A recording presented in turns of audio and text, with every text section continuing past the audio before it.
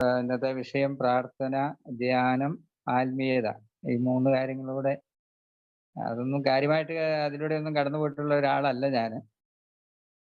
പക്ഷേ ആൽക്കഹോളിക്സ് അനോണിമസിൽ വന്ന ഈ നമ്മുടെ ഈ കോവിഡ്-19ന്റെ പശ്ചാത്തലത്തില് നമ്മുടെ ലിറ്ററേച്ചറുമായിട്ടൊക്കെ ബന്ധപ്പെട്ട് കുറെ കാര്യങ്ങൾ വായിക്കാനും നമ്മുടെ ജോസഫ് മാഷിനെ പോലുള്ള ആൾക്കാരെ കേൾക്കാനും ഒക്കെ സാധിച്ചപ്പം കുറെ കാര്യങ്ങളൊക്കെ എനിക്ക് കുറേശ്ശെയായിട്ട് മനസ്സിലായി. അതിന്റെ അടിസ്ഥാനത്തിൽ ഞാന് ഒരു പ്രാർത്ഥനയും ധ്യാനവും അതിനെ ഒന്ന് വേർപെടുത്തി എടുത്തോണ്ടുള്ള ഒരു കാര്യങ്ങളൊന്നും എനിക്കറിയത്തില്ല.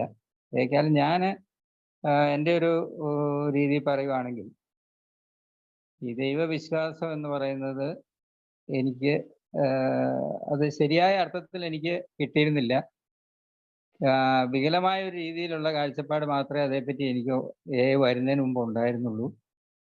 അത് വല്ലാതെ ഭയത്തോടെയും പേടിയോടെയൊക്കെ ഒരു ദൈവ ശക്തിയിലെ വിശ്വസിക്കാമെന്നോ വിശ്വസിക്കത്തില്ലെന്നോ ഒന്നും ഒരു ഒരു ശരിയായ ഒരു ക്ലാരിറ്റിയിലുള്ള ഒന്നും എനിക്ക് അവിടുന്ന് കിട്ടിയില്ല. പക്ഷേ ചില ആശയങ്ങൾ എനിക്ക് എനിക്ക് അന്നും ഇഷ്ടമായിരുന്നു. നിന്നെപ്പോലെ നിന്റെ അയൽക്കാരനെ സ്നേഹിക്കണം, നിന്റെ ശത്രുവിനോട് നീ ക്ഷമിക്കണം തുടങ്ങി കുറേ നല്ല കാര്യങ്ങൾ ഞാൻ എവിടേക്കോ ഞാൻ എനിക്ക് ഇഷ്ടമില്ലാത്ത ആ മതത്തിന്റെ വിശ്വാസത്തിലൂടെ സഞ്ചരിച്ചപ്പോഴും കുറേ കാര്യങ്ങളൊക്കെ എനിക്ക് ഇഷ്ടമായിരുന്നു. ഏതൊക്കെയാലും ആൽക്കഹോളിക്സ് അനോണിമസ് വന്നു കഴിഞ്ഞപ്പോൾ എനിക്കൊരു പ്രത്യേക രീതിയിലുള്ള ഒരു എന്നെക്കാട്ടി വലിയൊരു ശക്തിയെ കണ്ടെത്താൻ പറ്റി. അതിനെ മതവുമായിട്ട് ഒരിക്കലും കൂട്ടി ഇണക്കാൻ ഞാൻ ശ്രമിച്ചില്ല. അത് തന്നെയല്ല, അത് ഞാൻ അവിടെ കണ്ടതല്ല, ഞാനിവിടെ കണ്ടത്. അതെനിക്ക് സത്യത്തിൽ ഒരു വലിയ ആശ്വാസമായിരുന്നു. കാരണം അല്ലെ ഞാനല്ല ഹയർ പവർ, എന്നെ കൊണ്ട് തന്നെ ഒന്നും ചെയ്യാൻ പറ്റില്ല. എനിക്കൊരു സഹായകൻ വേണം. അത് എന്നിൽ തന്നെ കുടികൊള്ളുന്ന ആ വലിയ പ്രപഞ്ചശക്തി അത് തന്നെ ആയിരിക്കാം എനിക്ക് കാണാൻ പറ്റിയ അത് എന്താണെന്നോ എങ്ങനെയാണെന്നോ എന്ത് നിറമാണെന്നോ എന്ത് മണമെന്നോ പെണ്ണാണെന്നോ രൂപമുണ്ടെന്നോ ഇല്ലെന്നോ ഒന്നും എനിക്കറിയില്ല. പക്ഷെ എനിക്കത് എൻ്റെ എയിലൂടെയുള്ള യാത്രയിൽ അത് വല്ലാതെ എന്നെ സഹായിക്കുന്നുണ്ട്. കാരണം ഞാൻ മനസ്സിലാക്കുന്ന ആ ശക്തിയിൽ പൂർണ്ണമായിട്ടും സ്നേഹം, കരുണ,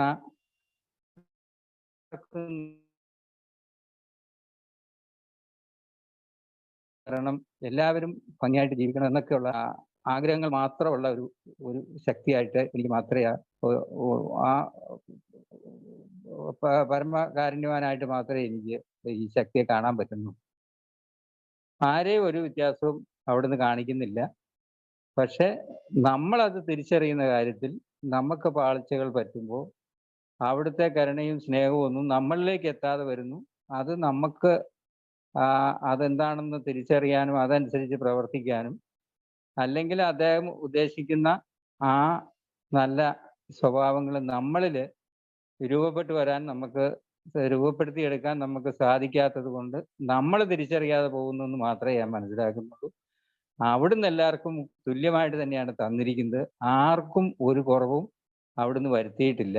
എല്ലാവർക്കും ആവശ്യത്തിന് എന്ത് വേണമെങ്കിലും എടുക്കാനുള്ള അധികാരവും അവകാശവും ആ പിതാവ് തന്നിട്ടുണ്ട്. പക്ഷേ അത് നമ്മുടെ ഉള്ളിൽ നമുക്കത് തിരിച്ചറിയാൻ പറ്റാത്തത് കൊണ്ടോ അതല്ലെങ്കിൽ അതിനെ അത് തിരിച്ചറിയാൻ മാത്രം നമ്മുടെ സ്വഭാവ വൈകല്യങ്ങൾ നമുക്ക് കുറച്ചെടുക്കാൻ പറ്റാത്തത് കൊണ്ടോ നമ്മളത് മനസ്സിലാക്കാതെ മറ്റുള്ളവരുടെ മേലിലും എൻ്റെ മേൽ തന്നെയും കുതിര കയറി ഞാൻ അങ്ങനെ കടന്നു പോകുന്ന ഒരവസ്ഥയിൽ നിന്ന് ഇപ്പം മാറി എനിക്ക് ആ ദൈവത്തിൽ ആശ്രയിച്ചാൽ തീർച്ചയായിട്ടും എൻ്റെ സ്വഭാവവും എൻ്റെ ഉള്ളിലെ നന്മയും വളരുമെന്നും മറ്റുള്ളവരോടുള്ള എൻ്റെ കാഴ്ചപ്പാട് മാറുമെന്നുമൊക്കെ എനിക്ക് തീർച്ചയായിട്ടും ഈ ആൽക്കഹോളിക്സ് അനോണിമസിൽ കൂടെയുള്ള യാത്രയിൽ മനസ്സിലായി. അത് ഞാൻ കൂടുതൽ വളർത്തിയെടുക്കാനുള്ള ശ്രമത്തിലാണ്. അതിന് ഞാൻ പ്രധാനമായിട്ടും അവലംബിക്കുന്ന എൻ്റെ ആദ്യത്തെ പ്രാർത്ഥന എന്ന് പറയുന്നത് നമ്മുടെ 3-ാം പടിയിൽ നമ്മുടെ സെറനിറ്റി പ്രെയർ തന്നെ 3-ാം പടിയിൽ 12 പടികളും പാരമ്പര്യങ്ങളും എന്ന ബുക്കിൽ 3-ാം പടിയുടെ അവസാനം ഒരു പ്രാർത്ഥന കൊടുത്തിട്ടുണ്ട്.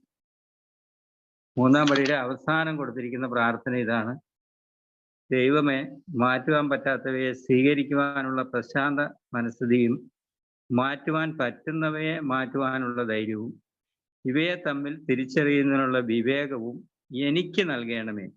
എൻ്റെ ഇഷ്ടമല്ല, അങ്ങയുടെ ഇഷ്ടം നിറവേറട്ടെ. ഇതാണ് എനിക്ക് കാരണം ഇത് നമ്മളെ സെറനിറ്റി പ്രെയർ നമ്മുടെ ഈ ഗ്രൂപ്പ് മീറ്റിംഗ് ആരംഭിക്കുമ്പോഴും അവസാനിപ്പിക്കുമ്പോഴും ചെല്ലുന്ന ആ പ്രെയറും ഇതുമായിട്ടുള്ള ഒരു വ്യത്യാസം. ഇതെൻ്റെ പേഴ്സണൽ പ്രെയറാണ്. മറ്റേ നമ്മൾ ഗ്രൂപ്പായിട്ട് ചെയ്യുമ്പോൾ ഇത് നമ്മൾ എനിക്ക് നൽകണമെന്നാണ്, നമുക്ക് നൽകണമെന്നല്ല. അതുപോലെ തന്നെ എൻ്റെ ഇഷ്ടമല്ല, അവിടുത്തെ ഇഷ്ടം നിറവേറട്ടെ എന്നുള്ള ഒരു കൂട്ടിച്ചേരലും കൂടെ ഇതിനകത്തുണ്ട്. ഇത് എനിക്ക് വളരെ ഈ പ്രാർത്ഥന ഞാൻ സാധാരണഗതിയിൽ ഈ പ്രാർത്ഥനയിൽ ഉപയോഗിക്കുന്ന ഒരു പ്രാർത്ഥനയാണ്. ഈ പ്രാർത്ഥന തന്നെ മറ്റൊരു രൂപത്തിൽ നമ്മുടെ ആൽക്കഹോളിക്സ് അനോണിമസിന്റെ 62-ാമത്തെ പേജിൽ നമ്മൾ ഒരു പ്രാർത്ഥന കണ്ടെത്തുന്നുണ്ട്. അതും എനിക്ക് വളരെ ആകർഷകമായിട്ട് തോന്നിയിട്ടുണ്ട്. ഞാൻ അതും എൻ്റെ പ്രാർത്ഥനയിൽ ഉപയോഗിക്കുന്നതാണ്. അത് നമ്മുടെ ഓഗസ്റ്റ് 25 ഡെയിലി റിഫ്ലക്ഷനകത്തും അതുള്ളതാണ്.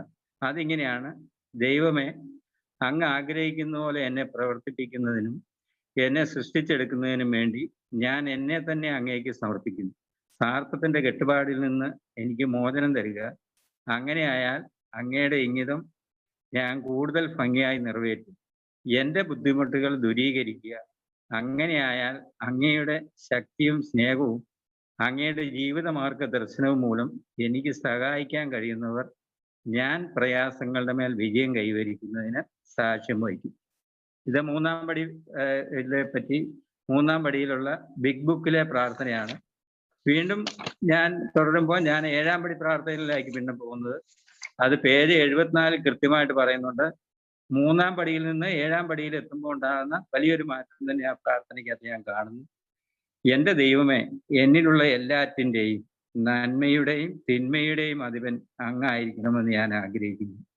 അങ്ങേക്കും എൻ്റെ സഹജീവികൾക്കും ഉപയോഗപ്പെടാത്ത നിലയിൽ എൻ്റെ സ്വഭാവത്തിലുള്ള ഓരോ കുറവും അങ്ങ് നീക്കി തരണമേ എന്ന് ഞാൻ പ്രാർത്ഥിക്കുന്നു. അങ്ങയുടെ ഹിതം ചെയ്യുന്നതിനായി ഞാൻ ഇവിടെ നിന്നും മുന്നോട്ട് പോകുന്നു. ഇതാണ് 7-ാമത്തെ പടിയിലുള്ള പ്രാർത്ഥനയായിട്ട് നമ്മുടെ ബിഗ് ബുക്കിൽ കൊടുത്തിരിക്കുന്നത്. ഇതും എന്നെ സംബന്ധിച്ച് ഇത് പ്രാർത്ഥിക്കുന്നതിലൂടെ എനിക്കത് വളരെ ഇതായിട്ട്, കാരണം ഞാനും അദ്ദേഹവുമായിട്ടുള്ള ബന്ധവും ഞാൻ ഇത് പ്രാർത്ഥിക്കുന്നത് വഴി എന്നിൽ എന്തെങ്കിലും മാറ്റം ഉണ്ടായാൽ അത് എനിക്കും മറ്റുള്ളവർക്കും നന്നായിട്ട് ജീവിക്കാനുള്ള ഒരു അവസരം അവിടുന്ന് ഒരുക്കി തരുന്നതായിട്ടാണ് എനിക്ക് മനസ്സിലാകുന്നത്. ആ ദൈവഹിതമാണ് എന്നെ അതിന് സഹായിക്കുന്നത് ഈ പ്രാർത്ഥനയോടെ എനിക്ക് മനസ്സിലാകുന്നുണ്ട്. പിന്നീട് എനിക്ക് ഈ തന്ന സമയം ശുഭ ഒന്ന് പറയണം കേട്ടോ, തീർന്നു പോയാൽ അവിടെ വെച്ച് ഞാൻ നിർത്തിക്കോളാം. പിന്നെ ഒരു ഡെയിലി ഇൻവെന്ററി എടുക്കാൻ നമ്മുടെ 84-ാമത്തെ പേജ് പറയുന്നുണ്ട്. രാത്രിയിൽ ഉറങ്ങാൻ പോകുന്നതിന് മുമ്പ് ഞങ്ങൾ ക്രിയാത്മകമായി ഞങ്ങളുടെ അന്നത്തെ ദിവസം പുനഃപരിശോധിക്കുന്നു. അങ്ങനെ ഒരു പുനഃപരിശോധന നടത്താൻ ബിഗ് ബുക്കിൽ പറയുന്ന 84-ാമത്തെ പേജിൽ അത് ഞാൻ ഉപയോഗിക്കുന്നുണ്ട്.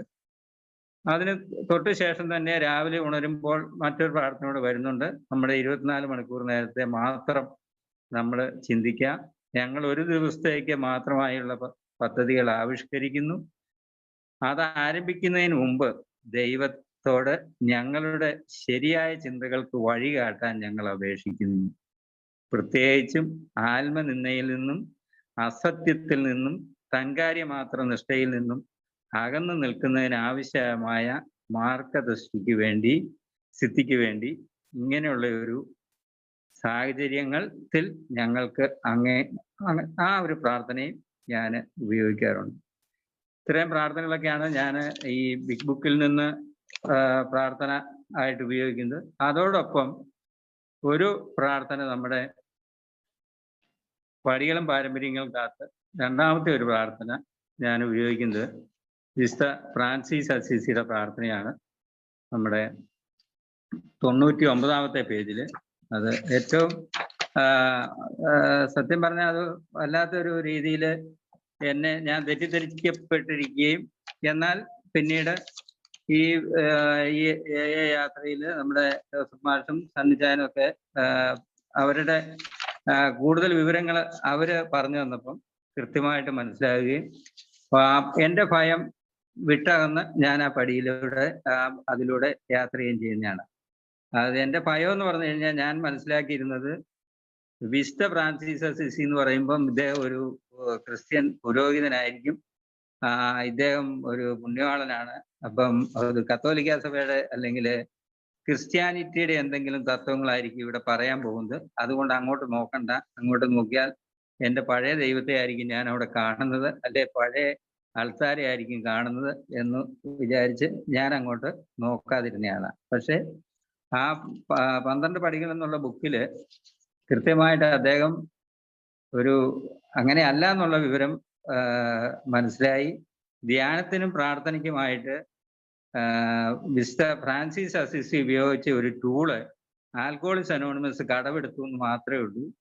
അത് നമ്മളത് ഉപയോഗിക്കുന്നു എന്നല്ല. അതുകൊണ്ട് അതിൻ്റെ പേരിൽ ഒരു ചായ്വും ഒരു ഭയവും നമുക്ക് ആവശ്യമില്ല എന്ന് ഈ 11-ാം പടിയിൽ തന്നെ കൃത്യമായിട്ട് പറയുന്നുണ്ട്. അപ്പൊ ആ 11-ാം പടിയിലെ ഈ പ്രാർത്ഥന കൃത്യമായിട്ട് ഉപയോഗിക്കാൻ പറ്റുന്നുണ്ട്. അത് സത്യത്തില് ഒരു പ്രാർത്ഥന ധ്യാനമായിട്ട് തന്നെ ഇതിനകത്ത് ഈ ബുക്കിനകത്ത് പറഞ്ഞിരിക്കുന്നത്. അത് പ്രാർത്ഥനയും ധ്യാനവും ഒരുപക്ഷെ നമുക്ക് ഈ പ്രാർത്ഥന എടുത്ത് അതിനെ പല പ്രാവശ്യം ഉരുവിടുന്നത് അത് വഴി നമുക്ക് ധ്യാനത്തിലേക്ക് കടക്കാം, അല്ലെങ്കിൽ നമുക്ക് കുറച്ചുകൂടെ ഈശ്വര ചിന്തയിലേക്ക് വളരാൻ പറ്റും എന്നാണ് ഈ നമ്മുടെ ഈ ബുക്കിനകത്ത് പറഞ്ഞിരിക്കുന്നത്. അതിങ്ങനെയാണ്: ദൈവമേ, അങ്ങയുടെ സമാധാനത്തിന്റെ മാർഗമാക്കി എന്നെ മാറ്റണമേ.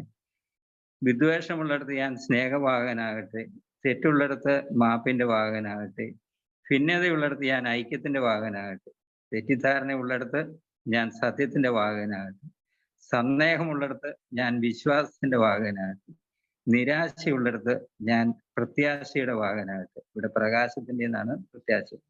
നിഴലുള്ളിടത്ത് ഞാൻ പ്രകാശത്തിന്റെ വാഹകനാകട്ടെ, ദുഃഖമുള്ളിടത്ത് ഞാൻ സന്തോഷത്തിന്റെ വാഹകനാകട്ടെ. ദൈവമേ, ആശ്വസിപ്പിക്കപ്പെടുന്നതിനേക്കാൾ ആശ്വസിപ്പിക്കാനും, മനസ്സിലാക്കപ്പെടുന്നതിനേക്കാൾ മനസ്സിലാക്കാനും, സ്നേഹിക്കപ്പെടുന്നതിനേക്കാൾ സ്നേഹിക്കാനുമുള്ള അന്വേഷണത്തിന് എന്നെ അനുവദിക്കണമേ. എന്തുകൊണ്ടെന്നാൽ സ്വയം മറക്കുന്നതിലൂടെയാണ് ഒരുവൻ കണ്ടെത്തുന്നത്, ക്ഷമിക്കുന്നതിലൂടെയാണ് ഒരുവൻ ക്ഷമിക്കപ്പെടുന്നത്, മരണത്തിലൂടെയാണ് ഒരുവൻ ശാശ്വത ജീവിതത്തിലേക്ക് ഉണരുന്നത്. അതങ്ങനെ തന്നെ ആയിരിക്കട്ടെ. ഇവിടെ അവസാനം ഒരു ശാശ്വത ജീവിതത്തിലേക്ക് ഉണരുന്നത് അല്ലെങ്കിൽ ജനിക്കുന്നത് എന്നൊക്കെ പറയുമ്പോൾ വീണ്ടും സംശയങ്ങളുണ്ടായിരുന്നു. കാരണം ഇതൊരു മരണത്തിന് ശേഷമുള്ള ഒരു പുനർജന്മമാണോ എന്നൊക്കെ ഒരു സംശയം ഉണ്ടായിരുന്നു. പക്ഷെ അതും മാറിക്കിട്ടി. അങ്ങനെയല്ല, നമ്മുടെ ജീവിത രീതികൾ മാറ്റി ദൈവത്തിൽ ആശ്രയിച്ച് ആൽക്കഹോളിക്സ് അനോണിമസിന്റെ പടികളിലൂടെ ഒരു ജീവിത രീതിയായി നമ്മുടെ പ്രോഗ്രാമിനെ മുമ്പോട്ട് കൊണ്ടുപോകുന്ന ആൾക്കാരെ സംബന്ധിച്ച് അവരൊരു പുനർജന്മം തന്നെ എടുക്കുന്നു. മറ്റൊരർത്ഥത്തിൽ പറഞ്ഞാൽ നമ്മുടെ ബർത്ത്ഡേകൾ പോലും ഒരു പുനർജന്മമായിട്ട് നമുക്ക് വേണേൽ കണക്ക് കൂട്ടാമെന്ന് മനസ്സിലാക്കുന്നു. അതുകൊണ്ട് മറ്റൊരു പുനർജന്മത്തിലേക്കോ അല്ലെ സ്വർഗത്തിലേക്കോ നരകത്തിലേക്കോ ഉള്ള ഒരു യാത്രയല്ല. നമ്മൾ ഇവിടെ തന്നെ ഭംഗിയായിട്ട് എനിക്കും മറ്റുള്ളവർക്കും പ്രയോജനപ്രദമായ രീതിയിൽ ജീവിക്കാനുള്ള ഒരു കാൽവയ്പ് ഈ പുനർജന്മത്തിലൂടെ സാധിക്കുന്നു എന്നാണ് ഞാൻ മനസ്സിലാക്കുന്നത്. ഇത്രയും കാര്യങ്ങളൊക്കെയാണ്. എന്റെ സമയം അറിയത്തില്ല. ഏതായാലും 2 മിനിറ്റോടെ ഉണ്ട് സാർ. 2 മിനിറ്റോടെ ഉണ്ട് സാർ. അപ്പോ ഞാൻ ഇത്രയേ ഉള്ളൂ. ഇത്രയൊക്കെയാണ് ഞാൻ പ്രാർത്ഥനയായിട്ട് ഉപയോഗിക്കുന്നത്. ഇതിനെ പ്രാർത്ഥനയെ നമുക്ക് ധ്യാനത്തിനെ മറ്റ് പല ഈശ്വരനുമായിട്ടുള്ള സംഭാഷണമാണ്, അല്ലെങ്കിൽ പ്രാർത്ഥന അങ്ങോട്ട് സംസാരിക്കുന്നു, ധ്യാനം ഈശ്വരൻ നമ്മളോട് സംസാരിക്കുന്നത് കേൾക്കുവാൻ വേണ്ടി ഒറ്റയ്ക്ക് ഇരുന്ന് നമ്മൾ ചെയ്യുന്ന കാര്യങ്ങളാണെന്നൊക്കെ ഈ ബുക്കിലൊക്കെ പറഞ്ഞിട്ടുണ്ട്. പക്ഷെ എനിക്ക് അങ്ങനെയൊന്നും കൂടുതലൊന്നും അതേപ്പറ്റി അറിയത്തില്ല. കൂടുതലൊന്നും അത് ഞാൻ പരിശീലിച്ചിട്ടില്ല. പിന്നെ അതിൻ്റെ സങ്കീർണതകളെ പറ്റിയോ അതിൻ്റെ എന്താണ് ഏതാണെന്നുള്ളത് അന്വേഷിക്കുന്നതിനെക്കാട്ടിൽ ഫലം കിട്ടുന്നത് എനിക്ക് അറിയാവുന്ന കാര്യങ്ങൾ സത്യസന്ധതയോടെ ഞാൻ പ്രാർത്ഥിക്കുകയും ജീവിതത്തിൽ ഇതിൻ്റെ ഫലം ഞാൻ ഈ പ്രാർത്ഥിക്കുകയും അല്ലെ ധ്യാനിക്കുകയൊക്കെ ചെയ്യുമ്പം കിട്ടുന്ന ഫലം അത് തീർച്ചയായിട്ടും എനിക്ക് സന്തോഷത്തോടെ ജീവിക്കാനും മറ്റുള്ളവരെ സന്തോഷത്തോടെ ജീവിക്കാൻ അനുവദിക്കാനും എന്നെ കൊണ്ട് സാധിക്കുന്നു. എനിക്ക് എന്തെങ്കിലും പ്രശ്നങ്ങൾ വരുമ്പോൾ തീർച്ചയായിട്ടും ഈ പ്രാർത്ഥനകൾ എന്നെ സഹായിക്കുന്നുണ്ട്. ആ ആ ഒരു പക്ഷേ ഈ പ്രാർത്ഥനയിൽ നിന്ന് ഡയറക്റ്റ് കിട്ടുന്ന ഒരു സഹായത്തിനപ്പുറത്ത് ഞാനൊരു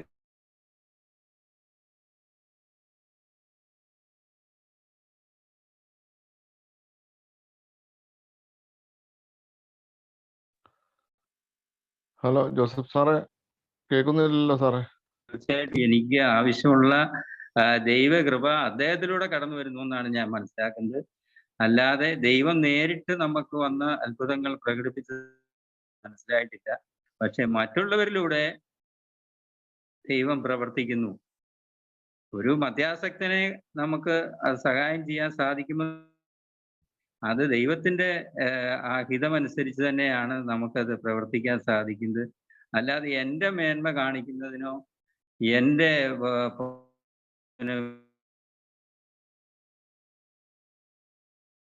യല്ല. തീർച്ചയായിട്ടും ദൈവത്തിന്റെ ഹിതം അതാണെങ്കിൽ അതനുസരിച്ച് പ്രവർത്തിക്കാനുള്ള ഉത്തരവാദിത്വമാണ് എനിക്ക് കിട്ടിയിരിക്കുന്നത് എന്നുള്ള ചിന്തയോടെ പ്രവർത്തിക്കാൻ സാധിക്കാറുണ്ട് കുറെയെങ്കിലും. അങ്ങനെ സാധിക്കുമ്പോൾ അതിന്റെ ക്രെഡിറ്റും എനിക്ക് ആവശ്യമില്ല. ആ ക്രെഡിറ്റ് എല്ലാം ആ വലിയ ശക്തിയുടെ അദ്ദേഹം ആ ക്രെഡിറ്റ് ഒരുപക്ഷെ വലിയ ശക്തി ആഗ്രഹിക്കുന്നില്ലെങ്കിലും എന്റെ ക്രെഡിറ്റ് അല്ല എന്ന് ഞാൻ ചിന്തിക്കുമ്പം തീർച്ചയായിട്ടും എന്നിൽ എളിമ വരും.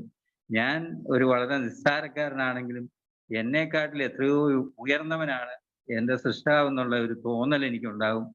ആ തണലിലായിരിക്കുമ്പം എനിക്ക് വളരെ സന്തോഷവും സമാധാനവും തോന്നും.